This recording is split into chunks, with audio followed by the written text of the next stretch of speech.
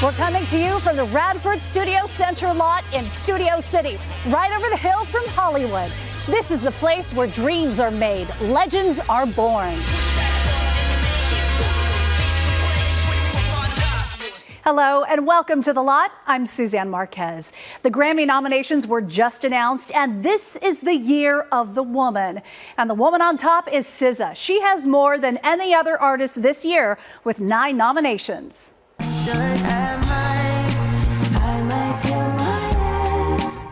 SZA's album SOS led the Billboard chart for 10 weeks, and now she's set for an arena tour. She is up for Record, Album, and Song of the Year for Kill Bill. She's nominated for Best Pop Duo Performance with Phoebe Bridgers, who is right behind her with 7 Grammy nominations. It's only SZA's second album, and she has said big songwriters didn't want to work with her in the past because she wasn't a big enough name. Not that she needs the help. She also co-wrote Beyonce and Nicki Minaj's hit song, Feeling Myself. I'm feeling myself. Now, let's talk about a potential record breaker.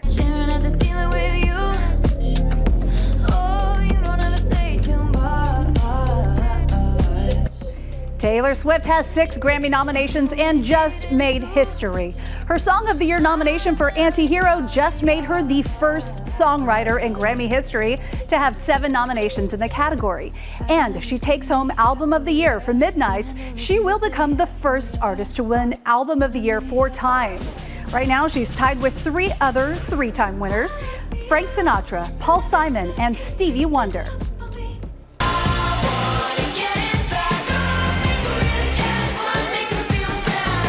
Olivia Rodrigo has 6 nominations, including nods for Record of the Year, Album, and Song of the Year for Vampire, Best Pop Solo Performance, Pop Vocal Album for Guts, and Best Rock Song. Olivia won Best New Artist back in 2022, and a first-time nominee for that category posted a very emotional reaction to his first Grammy nomination. The greatest honor an artist can ever hear is that they've been nominated for a Grammy. I got to hear that this morning.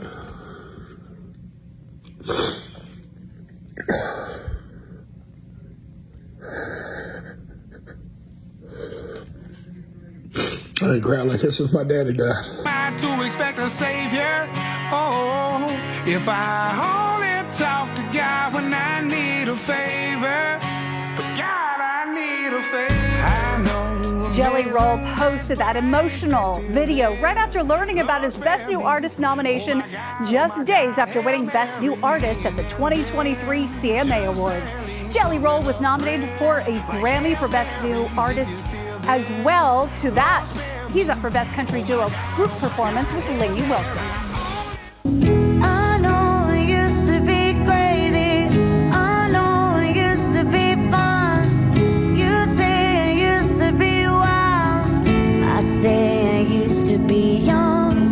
Miley Cyrus is up for 6, including Record, Album, and Song of the Year for Flowers.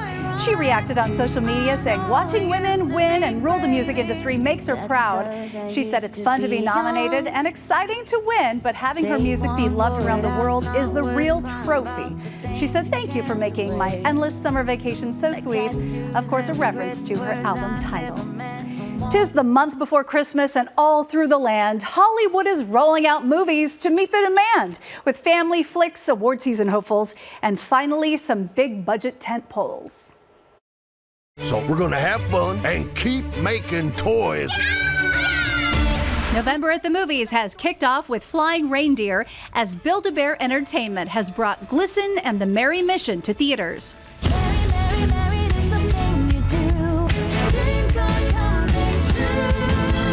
Journey to Bethlehem adds humor and a musical spin to the story of Mary and Joseph and the birth of Jesus. The film is in theaters now. We're a team. Oh, no, we're not a team. We're not a team.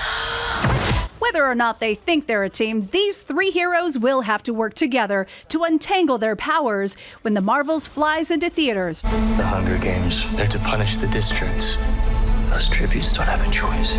Set decades before the birth of Katniss Everdeen, the prequel movie The Hunger Games, The Ballad of Songbirds and Snakes slithers into theaters Friday, November 17th.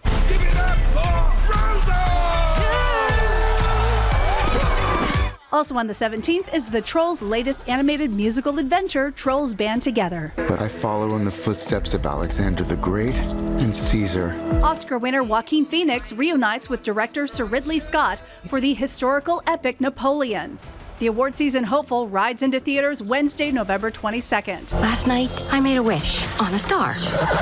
And the star answered. Disney's newest animated adventure may take wishing upon a star a bit more literally. See what happens when Wish arrives in theaters the 22nd. My voice would be this low. The Marvels is now in theaters. The plural title refers to its trio of superheroes or sheroes, including Captain Marvel Brie Larson.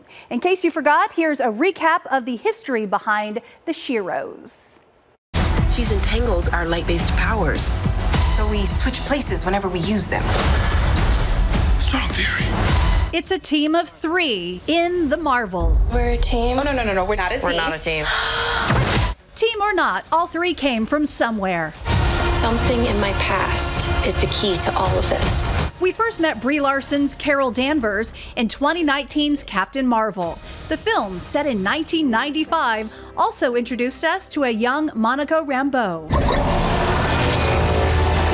The 2021 streaming series WandaVision showed us how the grown-up Monica got her powers by pushing through an extra-dimensional barrier, allowing her to transform into any kind of energy. It's not really the brown girls from Jersey City who save the world. Don't be so sure. The following year, we saw wannabe hero Kamala become Biz Marvel in that streaming series. Do you know what you are?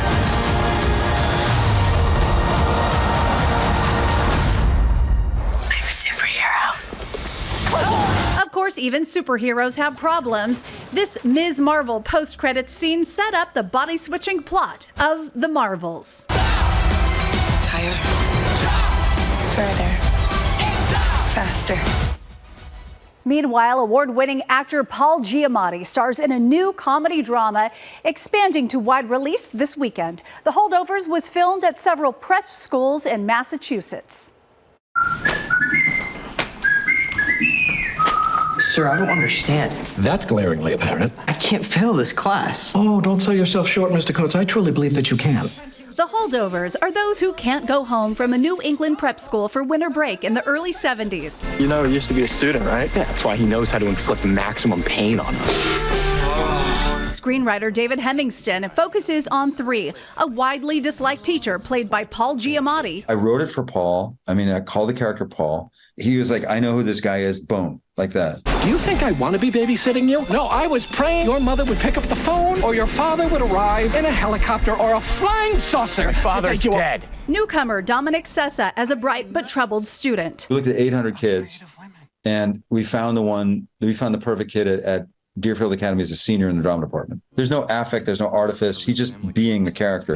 History is not simply the study of the past. It is an explanation of the present. See, when you say it that way and throw in some pornography, it's a lot easier to understand. And Davine Joy Randolph as the school's cook. You don't tell a boy that's been left behind at Christmas that nobody wants him? What's wrong with you? Davine found a way to sort of be hilarious with the smallest gestures, with the use of a cigarette, just hysterically funny. Rich and popular combination around here. It's a plague. The Holdovers in theaters now. He plays a chef on the hit show Yellowstone, and he's also one in real life. Chef Gator is here to talk about his new cookbook and how he landed his dream gig cooking and appearing on the hit show.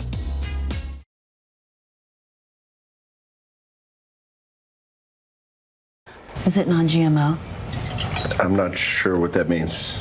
It means the scientists didn't alter the DNA of the orange to make more money and ravage our bodies. I just buy big bags from the grocery store. That is the iconic Chef Gabriel Gator Gilbo, who goes by, of course, Chef Gator on the hit show Yellowstone. And we are so lucky he is joining us in studio with a new cookbook. I have it in my hands, Yellowstone, the official Dutt Ranch family cookbook. Gator, it is so nice to meet you. Thanks for having me here. So how much fun are you having? Today or every day? I should just say today, shouldn't I? I always have a good time. It's part of who I am. I like to enjoy myself, and I think every day is a gift. And I've been very fortunate to be blessed with such great success lately, and yes. I'm not mad about it. Either am I, because you are feeding our souls and our bellies with these incredible recipes. Tell me a little bit about your history and what inspired all of these recipes. I actually grew up down the street from here in North Hollywood, and I started going to South Louisiana as a young man, and I moved as soon as I could to South Louisiana in Lafayette and started learning about all of my culture's food and gumbo and etouffee and all of our stews and soups. And then, of course, learning from my relatives in Louisiana, I really got to get in deep into Cajun cooking, and that's really been a huge success in my life is my Cajun food. And there's such a comfort to those recipes, and this book is full of comfort. So it is. That book is for cooks and not chefs. That's for the home cook. And I love that because that's what most people who buy cookbooks need. We don't need, I mean, I've tried some of the tough French laundry recipes, but sometimes it's not worth it. No, and it's like takes up the whole day. Yeah, you can whip these out no problem, because these are what I use to feed the crew on all of our movie sets, and we don't have time or luxuries to spend all day cooking stuff sometimes. And can we talk about how you first got your start in New Orleans and how you landed on the show? Yeah, I spent many years working in New Orleans on movies and television shows. It's where I cut my teeth. It's where I learned how to do craft services and feed movie crews, and I learned how to cook a lot. I developed a good reputation for myself for being timely and efficient. Through the years, I developed enough connections, and some of my colleagues were up on Yellowstone, and they were struggling to get people fed. It was a hard show. It was filmed in hard locations, and it was big already. Like in the beginning, it was already big. There started to be chatter around the set of people that knew of me or knew me. Man, you really got to get Gator up here. Eventually that morphed into, here, call him. And somebody handed the phone over to one of the producers, and they said, hey, you want to come to Utah and do a cowboy show? Yep, sure do. Get me out of the swamp for a while. Unimaginable. You had no idea where you were going. All I had was the address. Wow. Yeah, and little did I know what it was going to be later in my life, and that it would change. One phone call changed my life forever. So how long did it take you to put this book together? It took a long time. It was very difficult to make a cookbook for somebody who never measured a thing in his life. I mean, ask anybody who's seen me cook or cooked with me, Gator doesn't measure things. He just pours it in. And so it took quite a bit of effort, and I had to really sit down and put pen to paper and write all this stuff out, and then also to reduce the recipe sizes from 300 to 12. Right. So that took some work too. And if you're a fan of the show, you'll see a bunch of great pictures. You'll see recipes that are from the show. And it really came together nicely, and we're very proud of what we've done. What would be your ideal Thanksgiving with your recipes? You could throw a pen and hit any page in that book, and you'd win Thanksgiving. Well, I'll tell you, my Thanksgiving is in here. Fried okra, biscuits, coleslaw, pecan pie. I mean, so much comfort food in there. Yeah. What is one of your favorites? My chicken and dumplings is one of my favorites in there. It's a recipe inspired by my mother. I would always make it when I'd get homesick. There's a great gumbo recipe in there. Well, I love it, and it's comfort food. It's accessible. It's for us cooks, not the chefs. It's just for cooks. It's not for chefs. And even if you're, a beginner, this is going to be great. Well, thank you so much. Start on page 82, chicken and dumplings. Oh, okay, yes, the comfort food. Yes. Chef Gator, it's been such a treat having you. Thank you very much. Thank you. And you can watch Yellowstone, CBS, Sunday at 8 p.m., 7 p.m. Central. It is also streaming right now on Paramount+. Our two nations, NCIS, AFP, Australian Federal Police, who stand shoulder to shoulder. This is our turf. We can have a problem here. To ensure this vast swathe of ocean remains peaceful for generations to come. Also coming to Paramount+, Crime Knows No Borders And the NCIS franchise is going global starting Tuesday. This is your first look at NCIS Sydney, the Down Under spinoff that will center on a team of U.S. NCIS agents and the Australian Federal Police. They come together as a multinational task force to keep naval crimes in check in the most contested patch of the ocean on the planet. And coming up, I'm talking to the winner of Big Brother, the cool $750,000. And imagine writing songs with Bono's daughter and Joseph Gordon-Levitt. That's right. We're talking to the composer and songwriter of Flora and Son. Gary Clark joins me when I come back.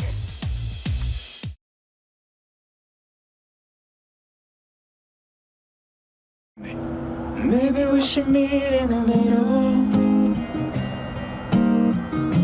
Maybe we could find a little city no one knows. A really sweet clip of Eve Hewson and Joseph Gordon-Levitt singing Meet Me in the Middle in the movie Flora and Son. Joseph is well known for singing in movies like 500 Days of Summer, and Eve Hewson is the daughter of U2 frontman Bono. And joining us now is Gary Clark, the songwriter who worked with them on Flora and Son. You've written songs for Grey's Anatomy and the cult classic Jawbreaker, just to name a few. Mm-hmm. We could sit here all day and just go down your list. Oh, thank you. Thank you for joining us. Thanks, Suzanne. It's lovely to be here. Well, I'm glad to have you. And they share writing credit with you on this song. So what was it like working with this pair?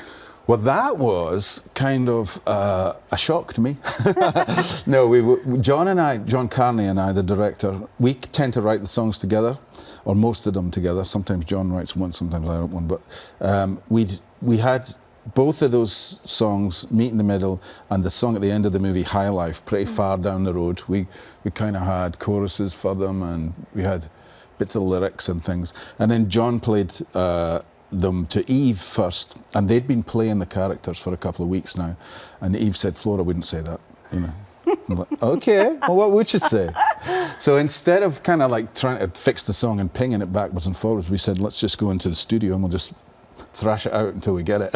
And we did. I love these stories. I interviewed Mark Ronson, who talked about going back and doing the song with Dua Lipa after seeing Barbie. So this is a common thing, I guess. I think so. It is now. Yeah, like it sounds tough, but it sounds fun too. So I just mentioned, I did not know she was the daughter of Bono. What's that like? Did she run any of her songs by her dad?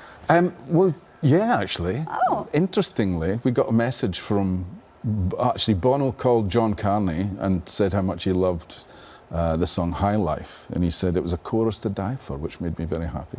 Yeah. Because he's written a few choruses to die for. Yeah. I mean, get played at weddings, birthday. I mean, exactly. These are the songs that mark generations' moments of a lifetime. Exactly. So that's pretty powerful words. Cool. That was pretty cool. But yeah, it was amazing to work with both of them. Joseph Gordon-Levitt is a natural musician. And there was one song that I had to teach him a guitar part, and we got over on Zoom. This is before he came out to Ireland to shoot. And when I switched on the Zoom and he started playing, I realized that he actually knew it better than I did. So I said, well, you could teach me this song, you know. But then Eve said, you know, I don't mind, I can hold a tune, but I'm not my dad, you know. I'm not going to be belting out songs. And we said, great, that's what we want Flora to be believable. And she brought this huge heart and amazing. And she has a beautiful voice, but not a big rock voice, you know. Exactly. And you'd never want to try and copy a legendary parent role. No. We've already seen what happens when kids try to do that. Okay, so you're getting lots of Oscar buzz. You mentioned High Life as well. What does that feel like? You know, we had Grammy nominations just happen. When people start talking about Oscars, does that stress you out? Does it make you excited? I try not to think about it. Like blinders. Yeah, I kind of, it's because not why you do the art in the first place, but it's exciting and it's lovely, but it's also scary because, you know, we're up against some serious contenders, as you know. Yes. So I try to just do my thing. Well, stay in the zone. You're about to do something really special too. Working with one of my favorite actresses. So tell me about your new project. Oh, well, in a way, it's not a new project because we started doing this pre-pandemic, and it was kind of closed down for a while because of the pandemic. But I've been writing the stage version of Nanny McPhee, and Emma Thompson is writing the book, and she and I are writing the songs together. And there's some fun songs. Is she as fabulous as she seems? She's more fabulous. She's She's amazing, to be honest, and we've become really good friends over the process of, you know, the hardships as well of having it closed down on us, and you know, so it makes you really go through the highs and lows with people. Yeah, big time. Well, that's fantastic. Okay, so I want to thank you so much for coming by, Gary. Thank you. And since you are a songwriter, we were talking behind the scenes about what it's like to be in this industry. You didn't have any music connections. What gave you the gumption and the oomph to be like, I could do this?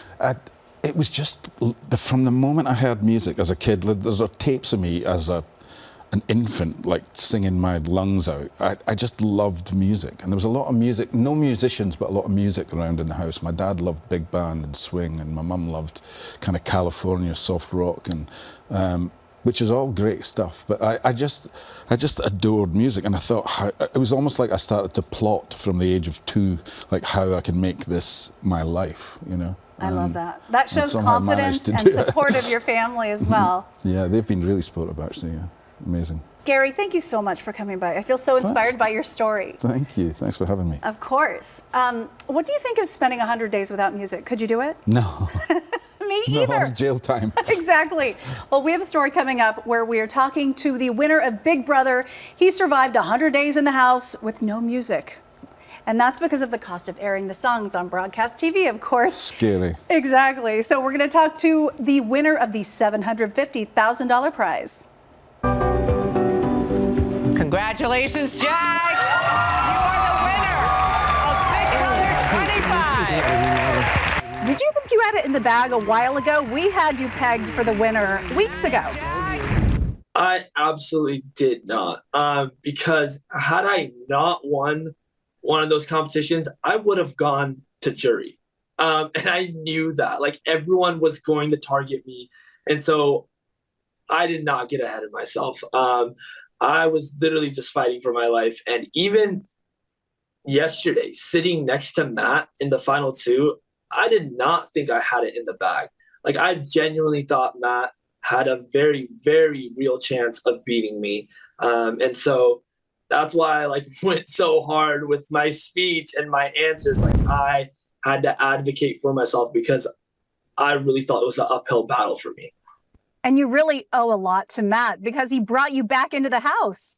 Yeah, absolutely. And I think that was huge. You know, Matt didn't turn his back on me. You know, he saved me, and he's the reason I was in the game. And I pledged my loyalty to him. So, Jag, not only are you the Big Brother winner, this is a big day. We're covering Grammy nominations as well. I have to ask you, did you miss music when you were in the house? Oh, I miss music so much in the house. I caught myself singing all the time and thinking about, you know, artists and what new music they might have come out with. And that's one thing that I'm so stoked to actually, like, now that I'm out here, I can enjoy music and listen to new music. Like, that's gonna be so fun. And how does it feel representing the Sikh community? That is huge. That has been one of the biggest parts of this season for me. You know, I knew coming on the season I was the first Sikh house guest in BB history, and being the first Sikh winner as well is beyond words. Like, that is so amazing. And you know, I tried to play a game that was true to myself and that would make you know, my community proud. How are you spending the money? I've had 100 days to think about this in the Big Brother house, and I have no good answer. I had no clue. I did not know I was going to win this. The one thing I know is that everything I do is for my family. You know, my parents immigrated to this country and sacrificed everything in their life to give me the life that I have right now. Everything I do is for my family, and this win is no different. Great. Thank you so much, Jag. Congratulations, well earned, and a very long, hard fight. And you came out on top. Thank you so much. Take care. I just love his story. That's a wrap for this episode. Thank you so much for watching. I'm Suzanne Marques. I'll see you again next week on The Lot.